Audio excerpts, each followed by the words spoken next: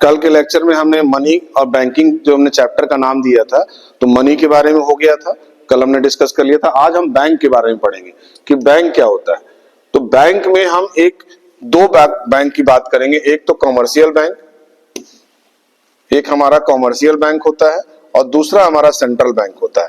इसलिए देखिए, commercial banks होता है लेकिन सेंट्रल बैंक होता है। सिंगुलर और प्लूरल की बात कर रहे हैं। यहाँ बैंक्स लिखा हो, यानी कॉमर्शियल बैंक कई होते हैं लेकिन सेंट्रल बैंक एक ही होता है, जिसको हम आरबीआई कहते हैं। अब हम दोनों में पहले तो डिफरेंस समझे कि कॉमर्शियल बैंक किसको कहते हैं और सेंट्रल बैंक किसको कहते हैं। आज हम कॉमर्शियल बैंक की बात करेंगे, है ना। आज हम कॉमर्शियल बैंक की बात करेंगे कि कॉमर्शियल बैंक होता क्या है। तो सबसे पहले तो आप कॉमर्शियल बैंक का एक डिफिनेशन समझिए कि it is a financial institution which accept deposit and give loan with the aim of earning profit। जो कॉमर्शियल बैंक होता है उसका मेन पर्पस जो होता है वो क्या है, पैसा डिपॉजिट करना और दूसरों को लोन देना। ये दो काम इसका है। डिपॉजिट, ये बैंक है तो बैंक अपने पास पैसा जमा करता है, पब्लिक का पैसा इसके पास जमा होता है और यही पैसा वो बैंक जो है दूसरे को लोन के रूप में प्रोवाइड करती है। तो ऐसे बैंक को हम कॉमर्शियल बैंक करेंगे। जैसे जब ये बैंक खुला तो इसका देखिए पहला सेंटेंस ही दिया हुआ है कि it is a financial institution. Bank क्या होता है? फाइनेंशियल इंस्टीट्यूशन होता है जो बैंक में अमाउंट को एक्सेप्ट करता है डिपॉजिट के रूप में और दूसरा लोन देता है दूसरे को। किस लिए लोन देता है? टू अर्निंग प्रॉफिट, उससे जो उसको प्रॉफिट मिलता है। तो कॉमर्शियल बैंक का यही मेन काम है कि वो बैंक में डिपॉजिट करेगा और उस पैसे से दूसरे को लोन देगा तीसरे को, वो उससे और उसको फायदा क्या हो रहा है, उससे जो उसको प्रॉफिट हो रहा है, इसलिए वो बैंक कॉमर्शियल बैंक के कैटेगरी में आता है। और profits are generated by spread. ये स्प्रेड एक वर्ड आया हुआ है, that is difference between rate of lending and rate of deposit. आप इसको पहले समझिएगा ध्यान से। ये कोई बैंक है, पहले जब बैंक था तो किसी एक राजू व्यक्ति ने बैंक में पैसा जमा किया 10,000 रुपया और तीसरा व्यक्ति कहा कि बैंक हमें आप लोन दे दो। तो बैंक ने क्या किया, 10,000 उठा के इस बैंक ने 10,000 रुपीज दूसरे को लोन दे दिया। या मान लीजिए कोई समीर नाम का व्यक्ति आया, उसको इसने लोन दे दिया। अब तीसरे दिन ये राजू फिर आया कि जो बैंक मेरे पास जो मैंने पैसा जमा किया था, मेरा पैसा मुझे दे दो। अब तो बैंक के हाथ पैर ठंडे हो गए कि जो उसने 10,000 रुपया बैंक राजू ने जमा किया था बैंक में, वो बैंक ने क्या कर दिया, लोन उठा के समीर को दे दिया। अब तो बैंक के पास है ही नहीं, तो बैंक क्या करता फिर? तो यहां पे बैंक को जो सेंट्रल बैंक है, बैंक कॉमर्शियल बैंक क्या है, ये बच्चा है और सेंट्रल बैंक क्या है कि वो दादाजी है। तो सेंट्रल बैंक ने इसको एडवाइस किया कि तुम ऐसा ना करो, तुम ऐसा अगर करोगे तो तुम मुसीबत में फंस जाओगे। कि भाई अगर 10,000 रुपीज किसी ने जमा किया और आपने उठा के किसी को आपने लोन दे दिया और अगला व्यक्ति अगले दिन फिर आ गया कि मुझे पैसा चाहिए, तो आप कहां से दोगे? तो बैंक ने उसको सजेशन दिया। तो बात की बात करेंगे। तो अब जो वहां जो कह रहा है कि स्प्रेड वर्ड का मतलब क्या होता है, दिस इज वर्ड, और ये कह रहा है कि डिफरेंस। अब बैंक जब क्या किया कि बैंक ने कहा कि ठीक है, आपने पैसा जमा किया और बैंक ने किसी को लोन दिया, तो बैंक में जो आप पैसा दे रहे हो, जमा कर रहे हो, तो बैंक इसके बदले में आपको इंटरेस्ट दे रही है। तो और जो लोन दे रही है उस पे बैंक उससे लोन इंटरेस्ट ले रही है। एक तरफ दे रही है और एक तरफ ले रही है। तो जो ये लोन जो दे रही है उस समीर से वो 12% इंटरेस्ट लिया बैंक ने, और जो राजू ने जो पैसा अपना बैंक में जमा किया उस पे उसने 5% उस पे इंटरेस्ट उसको दिया। तो ये जो दोनों के बीच की जो वैल्यू, यानी कि 5% दिया, दे रहा कम और ले रहा ज्यादा, तो दोनों को जो माइनस करेंगे तो हमारा कितना परसेंट आया, यानी कि 12 - 5 7%। तो ये जो 7% हुआ यही बैंक का प्रॉफिट हुआ। इसी को हम स्प्रेड कहते हैं। स्प्रेड देखिए लिखा हुआ है, difference between rate of lending and rate of deposit. उसने जो दिया उसका रेट और जो डिपॉजिट किया उसका रेट। जो पैसा आप राजू ने डिपॉजिट किया तो उसको 5% इंटरेस्ट बैंक दे रहा, और जो बैंक ने जिसको लोन दिया, लेंडिंग और एंड डिपॉजिट पे 5% दिया और लेंडिंग पे उसने 12% उस समीर से लिया। तो ये दोनों की बीच का जो वैल्यू आई, यानी कि 12% माइनस 5%, जो 7% आया, वही बैंक का मेन प्रॉफिट है। इस प्रॉफिट की बात करता है, इसी को हम स्प्रेड कहते हैं। बात समझ में आई? चलो। अब बैंक के पास जब ये सेंट्रल बैंक ने सजेशन दिया कि तुम ऐसे मुसीबत में फंस सकते हो कि अगर आप किसी व्यक्ति ने आपके बैंक में पैसा जमा किया और आपने उसको लोन के रूप में उठा के किसी थर्ड पर्सन को दे दिया और पहला व्यक्ति राजू फिर दूसरे दिन आ गया कि मुझे पैसा चाहिए, तो आप कहां से दोगे? तो उसने बैंक ने एक सजेशन दिया, सेंट्रल बैंक ने कॉमर्शियल बैंक को, कि आप ऐसा करो कि जिस व्यक्ति ने अगर 10,000 रुपीज जमा किया है तो उसमें से आप 2,000 रुपीज आप अपने पास जमा कर लोगे और जो लोन आप दोगे आप केवल 8,000 रुपया समीर को लोन दोगे। अब 8,000, आपने देखा होगा कि कोई भी आप लोन के लिए अप्लाई करते हैं तो आपको जितना चाहिए उसका 80% ही लोन आपको मिलता है या 75% लोन मिलता है, 25% आपको लोन बैंक नहीं देती है। तो वो क्या करती है कि वो जो पैसा है उसमें से वो अब जो 10,000 रुपया है जो उसके पास डिपॉजिट आया उसने इसमें केवल उसने 2,000 रुपया अपने पास रख लिया और 8,000 की लोन उसको प्रोवाइड किया समीर को। इस तरह समझिए आप। अब ये जो 2,000 रुपया जो उसने रखा है, इस अमाउंट को बैंक की भाषा में क्या कहते हैं? इसको हम कहते हैं LRR, यानी कि लीगल रिजर्व रेशियो। इसको हम LRR कहते हैं। और जब जो ये 2,000 रुपया इसके पास बैंक पे आया 10,000 में, अब इसका भी तो दिमाग खराब हो सकता है क्योंकि बच्चा तो बच्चा ही है।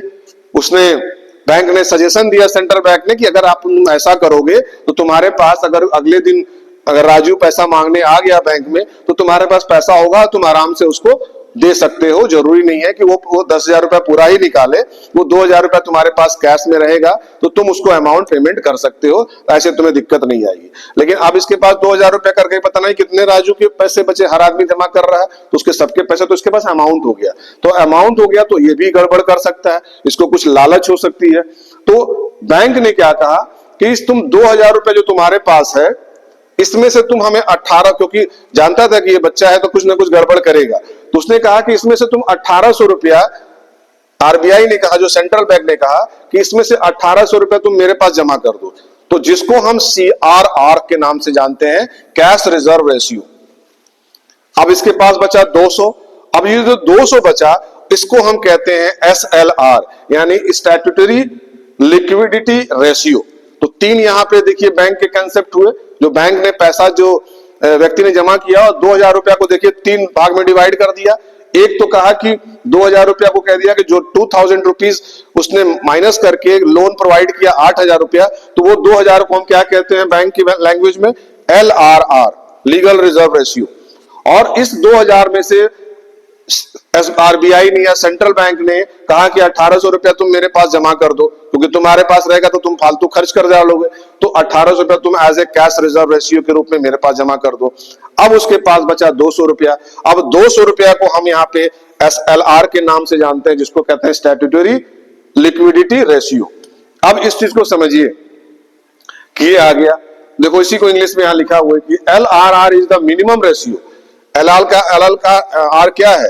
उस 10,000 का जो राजू ने 10,000 रुपया जमा किया था उसी का एक मिनिमम अमाउंट है, यानी कि 8,000, 10,000 में से 2,000 रुपया रख लिया और 8,000 रुपया समीर को उसने लोन प्रोवाइड कर दिया। तो minimum ratio of the deposit जो राजू ने जमा किया था उसका एक minimum amount which every commercial bank has to keep as a cash reserve.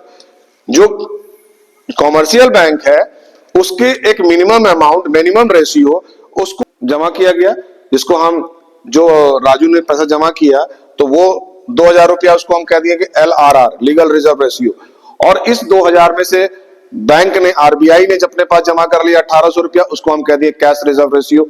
और जो बाकी जो पैसा जो बचा, यानी कि 2,000 में से 1,800 बैंक ले लिया सेंट्रल बैंक ने, और 200 रुपया जो बचा वो उस बैंक के पास, कमर्शियल बैंक के पास जो रह गया बचे हुए पैसे, उसको हम स्टैट्यूटरी लिक्विडिटी रेशियो कहते हैं, जिसको शॉर्ट में हम SLR कहते हैं। अब इसी चीज को इसने इंग्लिश में पूरी हमने लिखा है लैंग्वेज में कि LRR इज द, LR है क्या? ये मिनिमम रेशियो है जो डिपॉजिट किसी व्यक्ति ने किया उसका एक मिनिमम अमाउंट है जो बैंक अपने पास कैश के रूप में रख लेता है। यानी कि 10,000 रुपया राजू ने जमा किया तो उसने 2,000 रुपया अपने पास रख लिया और 8,000 रुपया तीसरे समीर को उसने प्रोवाइड कर दिया एज ए लोन के रूप में। LR को 2 भाग में बांटा गया। अब 2,000 रुपया उसके पास LR आ गया, यानी कि आपको लीगल रिजर्व रेशियो उसके पास बैंक के पास आ गया, तो अब उसने इसको दो भाग में बांट दिया, एक सीआरआर के रूप में और दूसरा जो है एसएलआर के रूप में। सीआरआर क्या है? बैंक में अपने पास, रिजर्व बैंक में 1800 रुपया अपने पास रख लिया, वो कैश रिजर्व रेशियो हो गया। और फिर it is a specified minimum, CRR को लिखेंगे क्या कि it is a specified minimum fraction of the total deposit of customer which commercial banks have to keep with central bank. CRR is fixed by central bank to control creation of credit. उसने अपने पास रख लिया कि अगर कभी जरूरत पड़ेगी तो उस बैंक को, कमर्शियल बैंक को आरबीआई जो है हेल्प कर पाएगा इन फ्यूचर के लिए, तो उसी को हमने सीआरआर के नाम से जाना है। एसएलआर क्या है? जो प्रोपोर्शन, जो डिपॉजिट, टोटल डिपॉजिट का जो पैसा उसके पास बच गया, यानी it refers to proportion of total deposit which commercial bank has to keep with itself in the form of liquid asset. जो अपने लिए, यानी 200 रुपया जो अपने पास रख लिया, उसी को हम लिक्विड एसेट्स कहते हैं, जिसको हम एसएलआर के नाम से जानते हैं। अब वो जो आपका एसएलआर है उसमें क्या क्या इंक्लूड है, वो एसएलआर किस फॉर्म में उस व्यक्ति बैंक के पास होगा। उस बैंक के पास कैश के रूप में हो सकता है, गोल्ड के रूप में हो सकता है, और एक वर्ड यहां पे है अनइनकम्बर्ड अप्रूव्ड सिक्योरिटीज। अब इसको समझिएगा, ये बहुत इंपॉर्टेंट वर्ड है कि जो बैंक दो एसएलआर जो है वो कमर्शियल बैंक अपने पास तीन रूप में पैसा रख सकता है, कैश के रूप में, गोल्ड के रूप में और अनइनकम्बर्ड अप्रूव्ड सिक्योरिटी। एक अब हम पीछे से इसको हम एक्सप्लेन करेंगे, ये तीनों वर्ड का मतलब क्या है। सिक्योरिटी जैसे है, सिक्योरिटी क्या है? जैसे आरबीआई ये जो है शेयर खरीदना, डिवेंचर, ये जो है ये सारे के रूप में आरबीआई जो है तय करेगी कि आप शेयर कैसा खरीदेंगे। कोई भी शेयर आप नहीं ले लेंगे, ये 200 रुपए में कोई भी शेयर नहीं खरीद लेंगे। उस शेयर को आरबीआई तय करेगी कि वो अप्रूव्ड करेगी उस शेयर को और डिवेंचर को, बॉन्ड को, कि वो कैसा खरीदेगा, शेयर कहां से खरीदेगा, तो ये अप्रूवल देगा। तो ये सिक्योरिटी, जिसको हम शेयर और डिवेंचर का नाम सुना होगा, तो इसको हम शेयर कहते हैं, सिक्योरिटी।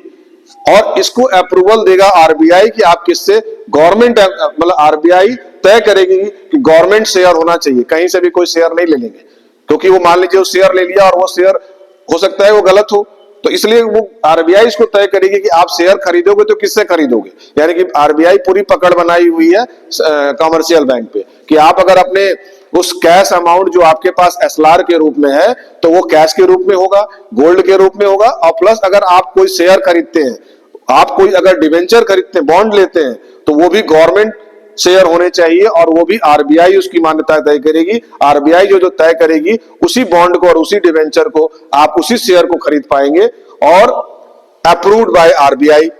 और तीसरा वर्ड कह रहा है ये कि अनइनकम्बेयर्ड। इसमें जो है अनइनकम्बेयर्ड का मतलब हुआ यहाँ पे कि वो चीजें ऐसी ना हो, जैसे आपने पुरानी मूवी में देखा होगा कि पहले लोग अपने सामान को गिरवी रखते थे, तो ऐसा कोई चीज गिरवी नहीं होनी चाहिए।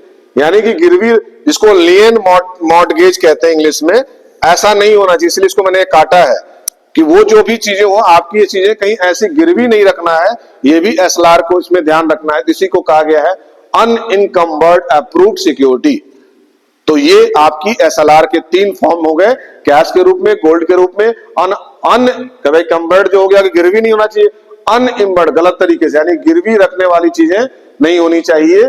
इसको ऐसा गवर्नमेंट जो गिरवी ना हो, ऐसा गवर्नमेंट शेयर जो हो जो गिरवी ना हो, यानी कि लियन और मॉर्टगेज ना होना नहीं हो, उसी आप शेयर को खरीदेंगे, उसी आप बॉन्ड को खरीदेंगे। इसलिए आरबीआई जो है इस चीज को तय करेगी। तो ये एसएलआर के रूप में हुआ। तो ये तीन बात समझ में आई। अब यहां क्वेश्चन आता है कि why only fraction of deposits are kept as a cash repo. ये 3 नंबर का क्वेश्चन आता है, आया भी है सीबीएसई के क्वेश्चंस में, कि जो आरबीआई अपने पास जो पैसा रख रही है सीआरआर के रूप में, वो क्यों फ्रैक्शन के रूप में रख रही है। तो देखिए इसका आंसर आप ऐसे लिखेंगे कि bank keeps only a fraction of deposit cash reserve के रूप में, because it is assume that, वो ऐसा एक एज्यूम्ड करके बैंक सोच रही है। क्या सोच रही है? All the depositor do not approach the bank for withdrawal of money at the same time and also they do not withdraw the entry amount of in one go।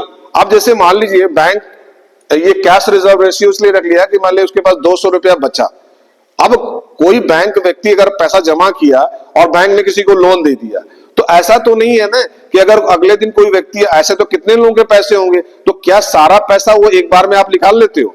अगर आपका अमाउंट अगर बैंक में 1 लाख रुपया है, तो क्या आप 1 लाख आपने जमा किया है और आप अगले दिन गए तो क्या पूरा 1 लाख रुपया आप ड्रॉ कर लोगे? आप उसको मतलब कहते हैं टुकड़ों में पैसा निकालोगे।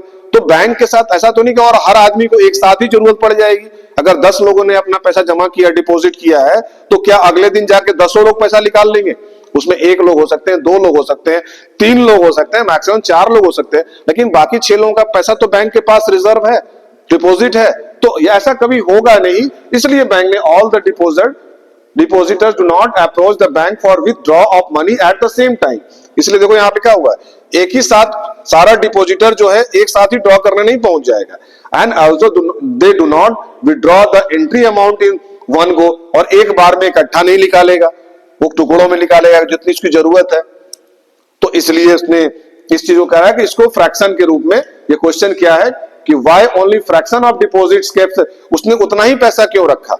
इसलिए रखा कि उसमें उसे कोई दिक्कत नहीं होगी और सारा। दूसरा, constant money of flow regular, this is constant flow of new deposit in, और कुछ नए पैसे भी तो आएंगे और लोग भी जमा करेंगे।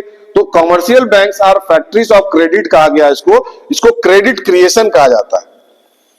क्रेडिट का मतलब होता है मनी, ठीक, इसलिए इसको फ्रैक्शन के रूप में किया गया। और दूसरा assumption क्या है? The entry commercial banking system is one unit and term as a bank, क्योंकि बैंक का जो एक ही टर्न है, जो भी पैसा आप लेंगे कमाएंगे तो पैसा कहां ले जाएंगे? बैंक में ही जमा करेंगे। इसलिए दूसरा पॉइंट एज्यूम किया जाता है कि जो भी व्यक्ति अपनी इनकम करेगा वो कहां जमा करेगा? बैंक में जमा करेगा। तो देखो लिखा है the entire commercial banking system is one unit and term, एक ही यूनिट है, जो भी हम इनकम कमाएंगे उसको हम कहां जमा करेंगे? बैंक में जमा करेंगे। और all the receipts and payments are routed through bank only, और जो भी हम पेमेंट करेंगे वो बैंक के थ्रू ही करेंगे। तो दो ही है, एक ही यूनिट है हमारे पास की, जो हम इनकम कमाएंगे वो हम बैंक में जमा करेंगे, और दूसरा हमारे पास दूसरा कोई मेथड ही नहीं है, दूसरा कोई मोड ही नहीं है एक बैंक के अलावा। तो बैंक ही एक ऐसा मोड है कि हम पेमेंट करेंगे, यानी कि हम डिपॉजिट करने का भी हमारे पास एक ही यूनिट है और पेमेंट करने का भी हमारे पास एक ही यूनिट है। तो ये दो चीज बात कर रहा है कि बैंक, अगर कोई भी व्यक्ति है तो बैंक में जमा करेगा और उसको जो भी निकालना है वो बैंक के थ्रू ही निकालेगा। तो रूटेड इसीलिए कहा गया, rooted through bank only. Clear? Process क्या है? Credit creation is determined of 2 factors. आप देखो इसको समझिए, डेटा से 2 ही फैक्टर है, एक इनिशियल डिपॉजिट होता है और एक LRR यानी कि लीगल रिजर्व रेशियो। इस डेटा को देखिए, इस डेटा को मैंने ये कुछ कंपोनेंट्स इसमें डाले हैं, डेटा को दिखाया है।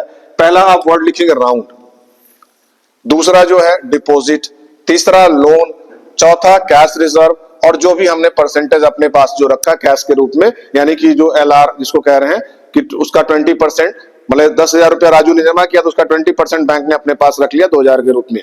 तो अगर कोई ऐसा व्यक्ति होगा जो पहली बार अपना बैंक में जमा करने जाएगा, तो मान लीजिए इस व्यक्ति ने, कोई राजू नाम का व्यक्ति ने 10,000 रुपया डिपॉजिट किया बैंक में।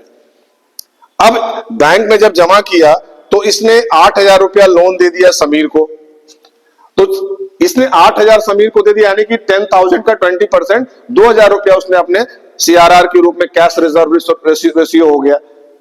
अब जब ये लोन, जब किसी व्यक्ति समीर ने 8,000 रुपया लिया, तो 8,000 रुपया का वो क्या करेगा?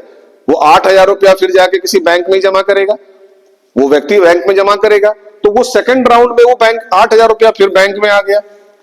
अब जब 8,000 रुपया बैंक में आया तो ये व्यक्ति भी क्या करेगा? जब 8,000 बैंक में आ गया, कोई चौथा आदमी आया कि मुझे लोन चाहिए, तो उसने कहा कि अब इसका 20% क्या कर लिया? उसने रिजर्व कर लिया, कैश रिजर्व रेशियो के रूप में रख लिया, 1,600 रुपया काट के, यानी कि उसको 64 रुपया लोन दे दिया। सेकंड राउंड में ये कर दिया। ऐसे ही राउंड करते करते करते गया, तो ये क्या हुआ कि ये कब तक चलेगा? ये जब तक चलेगा जब तक इसकी चीजें यहाँ पे इस इनिशियल के बराबर ना हो जाए। तो देखो कंटिन्यूअस प्रोसेस ये चलता जाएगा, क्योंकि पैसा, मैंने पहले ही कहा कि पैसा रखने का जगह बैंक है और पेमेंट करने का जगह भी बैंक है।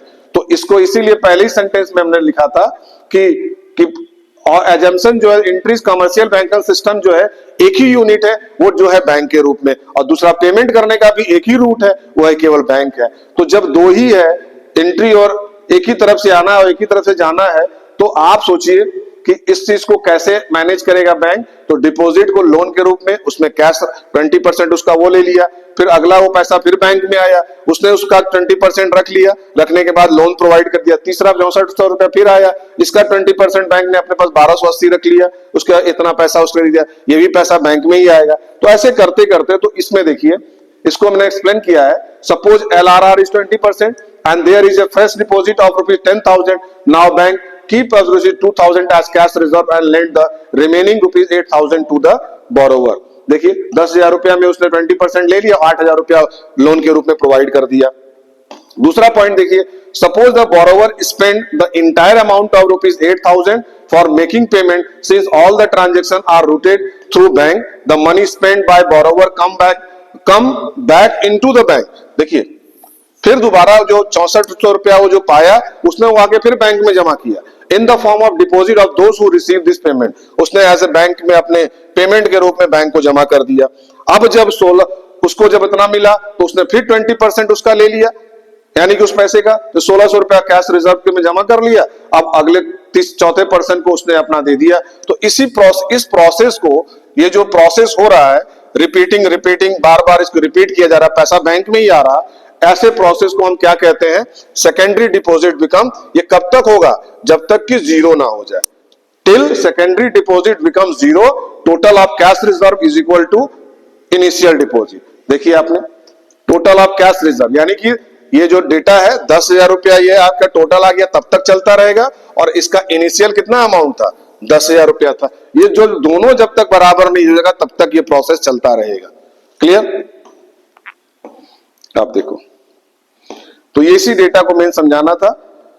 अब इसमें क्वेश्चन आता है, जैसे टोटल मनी क्रिएशन निकालना है, तो इनिशियल डिपॉजिट इंटू 1/CRR, यानी कि हमारा फॉर एग्जांपल में देखेंगे तो 10,000 हमारी पहली हमारी डिपॉजिट थी, उसमें अगर हमने 20% उस पर वो कर लिया, तो 20% अगर हम निकाले तो कितना आया? 0.2 को हम निकालेंगे तो पॉइंट हटाएंगे तो ये 10 हो गया, यानी कि 50,000 ये आपका मिक्स्ड मनी क्रिएशन हुआ। इसको मनी क्रिएशन कहते हैं। अगर हम 1/LRR को ही मनी मल्टीप्लायर भी कहते हैं, जो लिक्विड रिजर्व रेशियो जो है, सॉरी लीगल रिजर्व रेशियो जो है, उसी को हम मनी पर मल्टीप्लायर भी कहते हैं। इसका भी ध्यान रखिएगा। अब जैसे 1 तो हमारा 0.2 था, तो 10/2 यानी कि इसको हटाए तो 0 आ गया, यानी कि 5 टाइम्स, यानी कि पहला डिपॉजिट क्या था? 10,000 रुपया, और इसका 5 गुना कितना हो गया? 50,000 तक पहुंच गया। तो ये आपका हो गया क्या? 1, जिसको हम कहते हैं 1/LRR। अभी देखो इसका एक फॉर्मूला ये भी है, तो हमको जोड़ देंगे तो जीपी इनफाइनाइट 1/R की वैल्यू रेट जो 0.8 डिवाइड करेंगे, तो ये आपकी चीजें SLR के रूप में। अब क्वेश्चन ऐसे आता है कि मान लीजिए LRR 40% दिया हुआ है और इनिशियल लोन दिया हुआ है 3 लाख, तो find MM and total money creation, ये सॉल्व करने को आएगा। तो पहले आप इस तरह का डेटा चार्ट बना लेंगे, इनिशियल, डिपॉजिट, लोन और कैश रिजर्व। तो डिपॉजिट हमारा दिया नहीं है, उसको हम X मान लेंगे। लोन हमारा 3 लाख दिया हुआ है और कैश रिजर्व निकालना है, तो 40% हमारा क्या दे रहा? LRR दे रहा, यानी 40/100 इंटू X।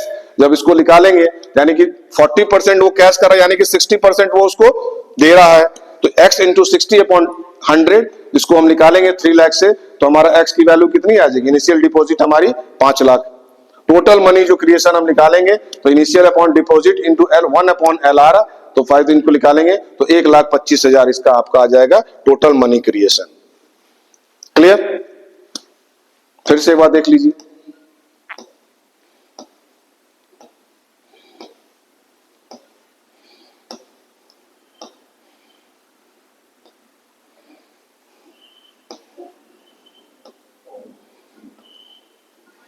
मैंने बैंक की बात की कि 2 तरह के बैंक्स होते हैं। कॉमर्शियल बैंक्स लिखते हैं क्योंकि ये प्लूरल कई बैंक होते हैं, और सेंट्रल को हम बैंक्स नहीं कहते हैं, हम सेंट्रल बैंक कहते हैं क्योंकि वो एक ही होता है। तो देखिए इसके बारे में लिखा भी हुआ है, it is the apex institution of monetary and banking system of a country.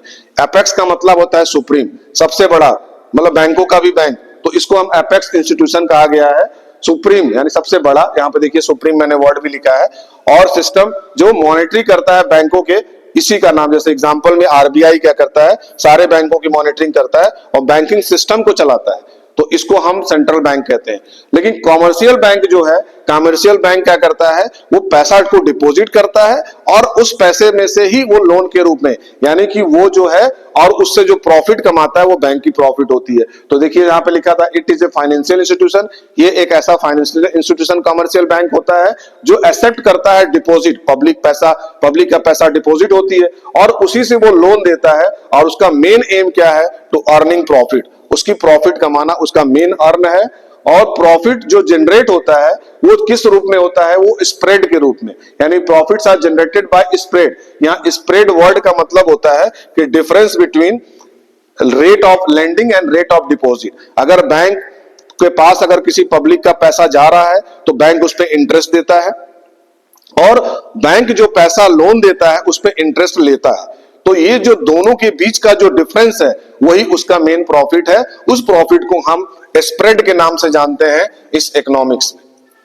फिर से मैं बता रहा हूं कि अगर व्यक्ति अपना पैसा बैंक में जमा करता है तो बैंक उस पर 5% इंटरेस्ट देता है, और बैंक अगर किसी को लोन देता है तो उसपे 12% मान लो लोन इंटरेस्ट लेता है। तो ये 5% और 12% को माइनस करेंगे तो ये जो 7% आया, ये 7% ही उसका वो प्रॉफिट है, और इस बैंक का मेन उद्देश्य ही है प्रॉफिट कमाना। क्लियर? तो इसको हम कॉमर्शियल बैंक के अंतर्गत मानेंगे। अब प्रॉब्लम ये आई कि बैंक ने, कोई व्यक्ति बैंक में पैसा जमा किया, क्योंकि कॉमर्शियल बैंक एक बच्चा बैंक है या छोटा बैंक है, इसके अभी इतनी डेवलप नहीं हुआ, लेकिन इसके दादाजी जो है सेंट्रल बैंक है, तो इनको पहले तो इसको प्रॉब्लम आई कि 10,000 रुपया किसी राजू ने जमा किया, तो जमा करने के बाद और उस बैंक ने किसी समीर व्यक्ति को उसने लोन दे दिया, 10,000 इधर से लिया, 10,000 उठा के दे दिया। अब अगले दिन राजू आ गया कि मुझे पैसे चाहिए, मेरा पैसा दे दो, तो अब बैंक के पास तो पैसा ही नहीं है, तो क्या जवाब देगा? तो इसलिए सेंट्रल बैंक ने एडवाइस किया कि तुम ऐसा ना करो, नहीं तुम मुसीबत में फंस जाओगे। इसलिए तुम ऐसा करो कि जो तुमको 10,000 रुपया कोई व्यक्ति जमा कर रहा राजू, तो उसमें से आप 2,000 रुपीज आप अपने पास LRR के रूप में अपने पास रख लो, जिसको लीगल रिजर्व रेशियो कहते हैं, और आप उसका केवल 20% अपने पास रख लो 10,000 का, यानी 2,000 रुपया रख लिया 10,000 का, और 8,000 रुपया आप लोन के रूप में थर्ड पर्सन पे यानी कि समीर को प्रोवाइड करो। तो ऐसे करने से तुम्हें कोई प्रॉब्लम नहीं आएगी, अगले दिन कोई व्यक्ति पैसा राजू लेने आएगा तो तुम पैसा दे पाओगे। तो इसलिए बैंक ने इसको एडवाइस किया। तो जब ये जो बैंक ने कहा कि जो अपने पास आप 20% आप रख लो, तो वो उसी को LRR कहा गया, लीगल रिजर्व रेशियो। और ऐसे ही कितने पैसे आ गए, कई लोगों के पैसे आए, तो आरबीआई ने देखा, क्योंकि इसके पास जब पैसे आ गए तो कुछ लालच भी बढ़ने लगा, तो जब लालच बढ़ने लगा तो आरबीआई ने देखा कि इसको फिर कंट्रोल करना भी जरूरी है, तो उसने कहा कि तुम इसमें से 1,800 रुपया तुम मेरे पास जमा कर दो, यानी CRR, cash reserve ratio, RBI ने अपने पास जमा करा लिया। अब इसके पास, बैंक के पास कितना पैसा बचा, 200 रुपया। आइए 200 रुपए का नाम दिया गया SLR, जिसको स्टैट्यूटरी लिक्विडिटी रेशियो कहते हैं। अब ये 200 रुपए का भी हिसाब आरबीआई इस पे भी कंट्रोल पकड़ बनाए हुए है कि 200 रुपया तुम ऐसे ही नहीं उड़ाओगे। तो पहले तो LR समझो, LRR क्या है, मिनिमम रेशियो है। जो डिपॉजिट राजू ने किया था उसमें से उसने 20% जो रख लिया बैंक ने, वो LRR है, यानी लीगल रिजर्व रेशियो है। उस किसमें से, which every commercial bank has to keep cash reserve, जो हर बैंक जो है कॉमर्शियल बैंक अपने कैश के रूप में वो रख लिया। LRR can be 2 types. अब इसको 2 भाग में बांट दिया, एक CRR के रूप में जो आरबीआई के पास जमा कर दिया 1,800 रुपया, और उसके पास दूसरा जो उसके पास जो रिमेनिंग अमाउंट है वो 200 रुपया, वो SLR के रूप में हो गया, वो बैंक के पास हो गया, कमर्शियल बैंक के। तो इसी को कह रहा है it is a specified minimum fraction of the total deposit, जो उसके पास टोटल डिपॉजिट था 2,000 रुपया, उसी का फ्रैक्शन किया, of customer which commercial bank have to keep with central bank. CRR is a fixed by central bank to control creation of credit.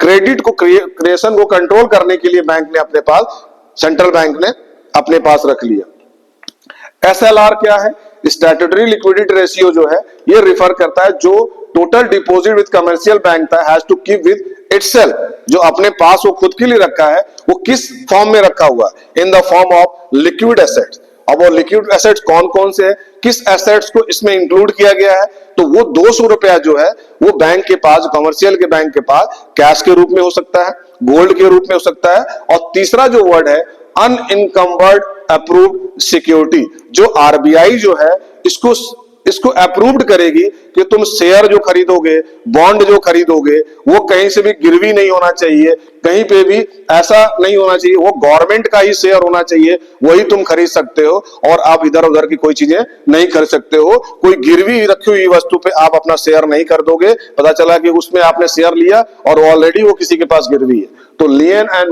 Mortgage जिसको word कहा गया कि गिरवी रखने वाली वस्तु को, इसमें आप अपना पैसा इन्वेस्ट नहीं करेंगे। आप शेयर भी खरीदेंगे तो आरबीआई आपको अप्रूव करेगी कि आप गवर्नमेंट शेयर खरीदेंगे, तो ये 3 फॉर्म में आप वो 200 रुपया जो रख सकते हैं कॉमर्शियल बैंक, कैश के रूप में, गोल्ड के रूप में, और अनइनकम्बर्ड अप्रूव्ड सिक्योरिटी जो आरबीआई तय करती है। अब क्वेश्चन इसने पूछा कि क्यों बैंक जो है कि फ्रैक्शन के रूप में इस तरह से बात कर रही है। 3 नंबर का क्वेश्चन आया, क्योंकि इसलिए उसने किया कि कोई भी व्यक्ति अगर वो पैसा जमा करना है, तो हर व्यक्ति, क्या आपको लगता है कि अगर मैंने 1 लाख रुपए जमा किया है तो अगले दिन जाके मैं 1 लाख रुपए पूरा ड्रा कर लूंगा? एक ही टाइम में सभी लोग आके ड्रॉ कर लेंगे और एक ही टाइम में सब लोग जमा करेंगे? कोई हो सकता है कि एक सुबह आके पैसा ले गया, कोई हो सकता है कि शाम को पैसा ले गया, कोई हो सकता है 4 दिन के बाद ले गया। तो पैसा जमा किया जरूर, लेकिन निकालने की जो है वो सेम टाइम पे नहीं होगा, इसलिए इसको इकट्ठा निकालेगा भी नहीं, इकट्ठा जमा भी नहीं करेगा। तो कॉन्स्टेंट इस चीज को इसलिए क्रेडिट क्रिएशन के नाम से जाना गया।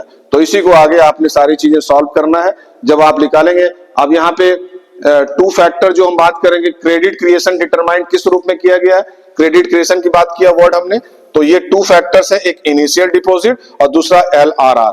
तो इनिशियल डिपॉजिट जब आप जमा करेंगे तो लोन के रूप में उसने 2000 रुपया अपने पास रिजर्व रख लिया, 8000 उसको दे दिया। फिर 8000, क्योंकि इसमें कहा गया कि बैंक ही एक माध्यम है पैसा जमा करने का और पेमेंट करने का भी, तो एक ही 2 ही है। तो यहाँ पे जब ये पैसा, ये जो व्यक्ति ने 10,000 रुपया अगर इसने डिपॉजिट किया और बैंक ने किसी व्यक्ति को, समीर को लोन दे दिया, तो 8000 रुपए का किसी दुकानदार से जाके उसने जूते खरीदे, कपड़े खरीदे, तो वो दुकानदार पैसा कहां जमा करेगा? वो फिर बैंक में ले आएगा। तो 8000 रुपया उसने बैंक में जमा किया।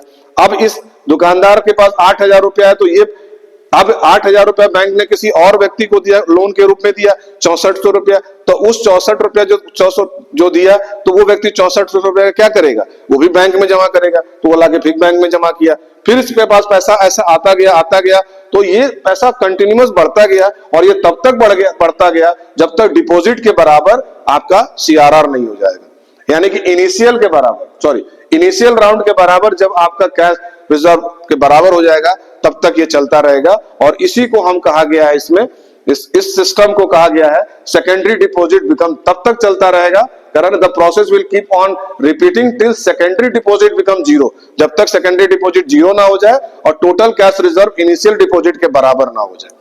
CRR जब तक बराबर नहीं हो जाएगा, CRR is equal to initial deposit, तब तक ये प्रोसेस चलता रहेगा।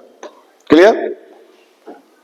और इसी का ये क्वेश्चन सॉल्व करने का मैंने बताया, इस पे आप ऐसे क्वेश्चन सॉल्व करेंगे, दिया रहेगा वैल्यू और इस तरह से निकालेंगे। तो आज आपका कॉमर्शियल बैंक पूरी चीज से खत्म हो गया।